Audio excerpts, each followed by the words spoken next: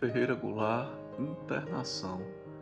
Ele entrara em surto e o pai o levara de carro para a clínica ali no Humaitá, numa tarde atravessada de brisas, e falou, depois de meses trancado no fundo escuro de sua alma: Pai, o vento no rosto é sonho, sabia?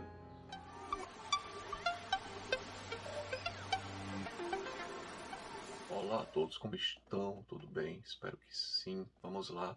Coloquei o Coringa ali atrás porque hoje vamos falar sobre o Coringa cinematográfico e sobre Ferreira Goulart, que eu tenho a edição Ferreira Goulart, toda poesia, 20ª edição. Sou apaixonado pela poesia do Ferreira Goulart. Quem ainda não viu esse livro, dá uma conferida aqui rapidinho, vou folhear. E ele teve uma edição, salvo engano, em capa dura. Mas como essa que eu tenho há bastante tempo, acabei ficando com ela mesmo. Mas se eu fosse comprar hoje, daria preferência à capa dura. Até porque publicações de poesias, livros de poesias, eles se acabam mais rápido do que os demais. Eles envelhecem mais rápido do que os demais. Em que sentido? É que poesia é aquele tipo de obra, de livro, né? Que você está sempre pegando e colocando na estante para ler um pouco. Tem alguns textos aqui, outros ali. Então eles vão se acabando mais rápido. Eu já percebi isso. Por isso que eu compraria, sugiro, né, para quem se interessar, a edição em capa dura. Quando eu quero chegar com Ferreira Goulart e com Coringa, nosso colega que está ali atrás. Eu me recordo que quando eu assisti ao Coringa no cinema com Joaquin Phoenix, eu gostei bastante. Eu gostei daquela pegada sombria, insana, dura, nem um pouco com floreios, algo realmente seco, aquela crueza da insanidade do Coringa. Obviamente, alguns elementos não me fizeram simpatizar com o filme, como por exemplo a concepção do Thomas Wayne, né? Como não puderam tornar o Batman, que ainda era uma criança, o vilão, que é o que está acontecendo no cinema, né? Daqui a pouco o Batman será o vilão e o Coringa será o incompreendido. Parece que as coisas caminham para isso, como a gente viu no filme The Batman. Já estão começando aos poucos a dar estes contornos às obras, nas obras cinematográficas pelo menos. Nos quadrinhos eu também não sei porque eu não acompanho quadrinhos recentes, eu vivo do passado. Mas então, ali já começaram a optar pelo Thomas Wayne como um vilão, né? A gente fica em dúvida se realmente ele é um mentiroso, é um vilão que abandonou o próprio filho, é amante doente, mesmo que não seja, ele é pintado como uma figura extremamente arrogante. Isso é o que vem acontecendo no mundo dos super-heróis, nessa desconstrução agora, mas de uma forma extremamente pouco criativa e malévola, de tornar o herói o cidadão de bem que na verdade é um canalha. É assim que vem sendo. Mas mesmo assim gostei bastante do filme O Coringa. Recordo que quando o filme foi lançado eu escrevi lá no meu blog duas postagens. Vou deixar o link aqui. Uma porque há pouco tempo um colega havia retirado a própria vida e me lembrou um pouco do que eu vi no Coringa no cinema. E aproveitei para falar um pouco sobre o movimento antimanicomial, talvez porque eu vinha numa vibe de ler muito, de reler muito Lima Barreto, que é um dos autores que eu mais gosto de estar lendo. Sou apaixonado pela obra, o conjunto da obra de Lima Barreto. Acho que ao lado de Machado de Assis foi o melhor escritor que nós já tivemos. Então ali em umas dessas postagens, quando eu assisti ao Coringa no cinema, e minhas idas ao cinema agora são curiosas, porque eu só vou mais para assistir a filmes infantis. Os Minions 2, recentemente, a última vez que eu fui ao cinema foi para assistir ao filme do Mario. Foi divertido, é assim que estão sendo minhas idas ao cinema, sempre acompanhado de minha filha, faz parte, né, uma fase da vida. Nunca mais fui ao cinema para assistir um filme meu, não sinto falta realmente tanto no ambiente do cinema. Cresci indo muito a cinema. Tive o privilégio de crescer residindo no centro de minha cidade, onde tínhamos cinemas, né? Aquele cinema de centro, não era uma sala de cinema dentro de um shopping. E juntava ali um monte de gente, de guri, e a gente ia só aos cinemas porque estávamos no nosso próprio bairro. Tanto que eu assisti ao Batman, ao primeiro Batman do Tim Burton com Michael Keaton no cinema, assisti ao segundo também Batman Retorno com Danny DeVito, Michelle Pfeiffer também no cinema e tantas outras coisas. Mas hoje é isso, minhas idas ao cinema são por esse motivo, mas consegui uma licença, pai, para ir ao cinema com a minha esposa, assistir ao Coringa quando ele foi lançado, deixamos minha filha com a avó. Eu acredito que eu assistirei o segundo no cinema. Quero ter essa experiência para manter agora uma tradição de assistir aos filmes do Coringa no cinema, na telona. E enfim, uma dessas postagens foi que assim que eu voltei do cinema, isso foi muito tarde da noite, então no dia seguinte eu escrevi, está lá no blog ainda hoje, que era o Coringa como uma vítima, realmente uma vítima, tá ok? Da sociedade não, do movimento antimanicomial. Ali o Coringa ele é mostrado como uma figura revolucionária. Se vocês pararem para perceber, o Coringa, naquele filme, ele é uma figura revolucionária. Mas, curiosamente, eles acabaram mostrando, pelo menos aqui para nós, o Coringa como uma vítima do movimento antimanicomial. Foi assim que eu me referi. Olha, o Fleck, Arthur Fleck, né, o nome do personagem, é apenas mais uma vítima. Sim, mais uma vítima de quê? Do movimento antimanicomial, que se nega a admitir que há pessoas que realmente precisam de tratamentos em um sistema que lhe proporcione internação, ou seja, uma casa psiquiátrica, um manicômio. Eu gosto sempre de usar a palavra mais direta, já para não ir nesse jogo de eufemismo, embora às vezes seja bom em uma argumentação a gente usa esses eufemismos, né? Casa de tratamento psiquiátrico, algo assim, ao invés de manicômio, centro de atenção especial psicossocial, mas com internação permanente, para não falar manicômio. Porque manicômio mexe muito com a cabeça das pessoas, né? E é que tá, as pessoas já associam manicômio ao lugar onde o cara será amarrado, será jogado todos os dias em um tanque com água gelada e receberá eletrochoque na cabeça. Não, manicômio não é isso há muito tempo. É um espaço onde algumas pessoas precisam estar internadas. Houve um movimento, é engraçado aí que eu quero chegar, de que o Coringa, como uma figura revolucionária, é uma vítima desse sistema antimanicomial, que se proibiu os manicômios no Brasil há muito tempo, em várias partes do mundo. Uma agenda, né, made in London contra manicômios. Olha, teremos os CAPs, Centros de Apoio Psicossocial, mas o acometido de problemas mentais não pode passar o dia todo lá. Concordo totalmente, se ele não oferece um risco muito grande a si mesmo, aos seus familiares, às pessoas à sua volta, para que manter o cara internado? Mas algumas pessoas, infelizmente, precisam, com algumas pessoas não é assim.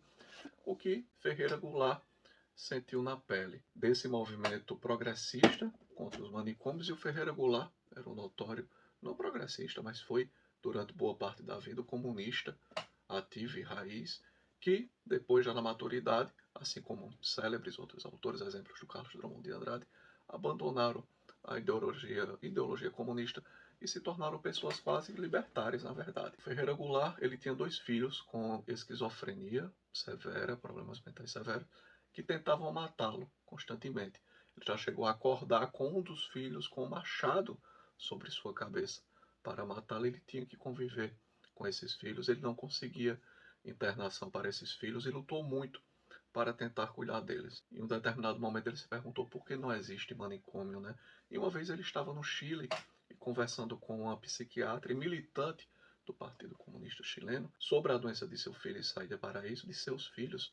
Ela disse, não, mas o problema do seu filho é apenas uma doença burguesa, porque não existe doença mental. Em um determinado momento, acredita, aliás, que nem haverá problemas mentais quando acabarmos com essa baboseira toda de burguesia, de classes, de visão, aqueles delírios, né? Até uma mulher extremamente racional como uma psiquiatra pode cair nessa ideologia de gente maluca. E o Ferreira Goulart, ele perguntou para ela, doutora, mas o coração adoece, o fígado adoece, o pulmão adoece, então o cérebro, um órgão complexo e poderoso como o cérebro, ele não pode adoecer. Tudo que acontece de mal com ele é fruto, então, da opressão burguesa sobre nós, meros oprimidos. Eu não acredito muito nisso. Ele narra essa experiência de como foi difícil depois, com todo esse movimento antimanicomial propagado por alas progressistas e Paul também de onde, para cuidar de seus filhos que ficavam em casa tentando matá-lo. Ele vivia fugindo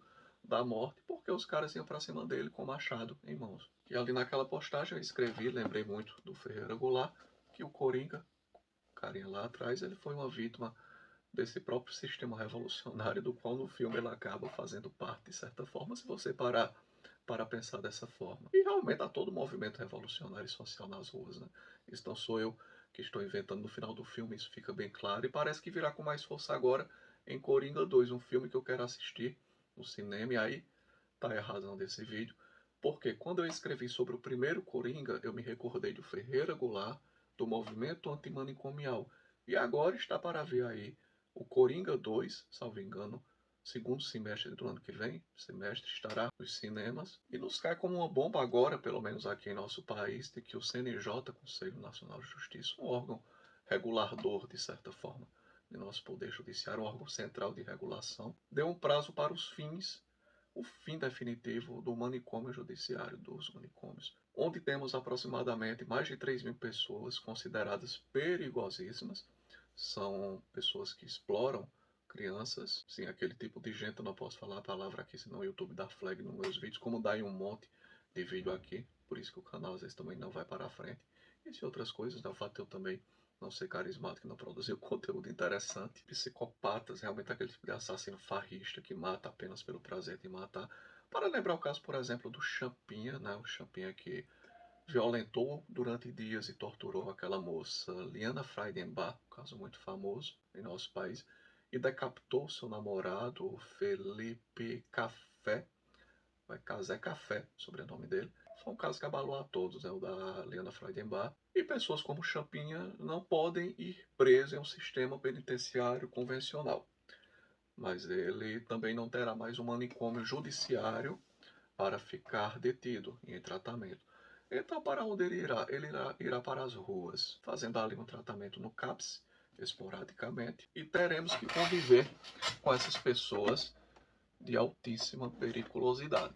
E não sou apenas eu que estou consternado com isso. A Associação de Psiquiatras em nosso país já se mostrou assim, muito preocupada. Como é que um órgão jurídico toma essa decisão gravíssima sem nos consultar, sem consultar a autoridade médica no assunto, no caso nós, médicos psiquiatras. Isso não sou eu que estou inventando, não invento nada aqui, não, mera pesquisa aí no Google vocês chegarão a esse posicionamento dos conselhos médicos relacionados. E é muito preocupante o que se quer com isso, né? E eu concluí, quando eu escrevi aquela postagem lá no blog, eu acabei de relê-la, de que o que se quer com isso é justamente o caos. Isso faz parte de uma pauta, né? Que vem de cima, uma pauta meio de ONU, para você trazer o caos social, você trazer o caos no seu familiar, você trazer o aumento da criminalidade e a sensação de impunidade. Mesmo que aqueles conselheiros tomem essa decisão, não estejam fazendo isso conscientemente, mas eles estão seguindo uma pauta global antimanicomial, que no fundo é isso que quer. Infelizmente, muitas vezes inocentemente, agentes, autoridades públicas tomam essas decisões seguindo essa pauta, mas onde o objetivo desta pauta é este objetivo malévolo. Há muitos anos ninguém é maltratado em manicômios, ninguém fica amarrado, levando eletrochoque, banhos gelados, levando pauladas, sendo torturado, isso não existe em manicômios judiciários, mas essas pessoas soltas, elas realmente são bem perigosas, né? São mais de 3.000 pessoas de extrema periculosidade que ficaram soltas pelas ruas, livres para todo tipo de ato. Elas são inimputáveis, né? São consideradas pessoas inimputáveis, então podem praticar seus crimes horrendos a rodo e nada acontecerá com elas. Vocês já pararam para pensar um pouco nisso? Há pessoas que defendem o fim, né? Até mesmo a grande mídia mainstream, às vezes eu percebo que vem defendendo o fim do manicômio judiciário, porque também faz parte dessa engrenagem toda de caos social que quer trazer para nós. Pega ali um caso isolado, dentre 3.000 pessoas, pega o caso da mocinha ou do mocinho cicrano. Você sofreu no manicômio judiciário? Nossa, sofri, eu era torturado. Olha, qualquer pessoa que está privado de sua liberdade em uma instituição para tratamento mental e psiquiátrico, sendo medicado à força, né, recebendo medicação, ali um clonazepam, 2 miligramas de clonazepam de manhã e 2 à noite para poder ficar pelo menos relaxado, fora outra medicação, ele vai considerar aquilo talvez uma tortura. Quando está muito violento, se tem que ficar detido e acamado, olha, não, deixa essa pessoa aqui reservada porque ela está muito violenta, ela vai agredir os enfermeiros, o corpo médico, os outros pacientes, então ela tem que ficar aqui isolada, não está dando para controlar.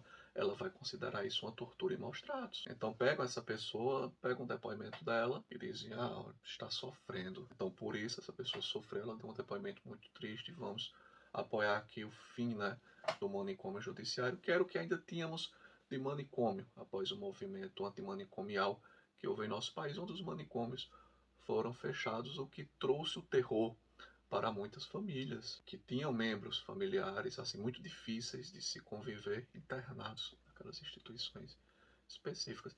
Enfim, é isso. Vou ficando por aqui para este vídeo não ficar tão longo, mas basicamente é isso. Vem aí Coringa 2. Estamos novamente em nosso país falando sobre fim de manicômio, só que dessa vez do manicômio judiciário, onde estão criminosos de alta periculosidade. Quando eu escrevi sobre o primeiro Coringa, que assisti no cinema e gostei bastante, eu escrevi, coincidentemente, sobre o movimento antimanicomial, como está lá no blog, e lembrei aqui do Ferreira Goulart, uma pessoa que mudou muito sua forma de enxergar alguns aspectos, né, da realidade que nos cerca, justamente após a convivência, né, árdua por anos a fio com seus filhos esquizofrênicos, doentes mentais severos. Hoje em dia eu não sei nem como se classificar, né? Se tem tanto eufemismo, se esquizofrenia é uma doença mental, uma condição, não sei. A esquizofrenia é um problema, né? Problema mental. E aliás, como o próprio Ferreira Goulart, um grande poeta, foi mudando sua visão de mundo de um comunista raiz, né? Alguém que realmente acreditava naquilo tudo, para alguém que se tornou quase libertário, tanto em seu trabalho, em sua poesia, quanto em suas declarações públicas. Vou ficando por aqui. Um abraço a todos vocês. Obrigado por ouvir até o final. Tudo de bom e até a próxima.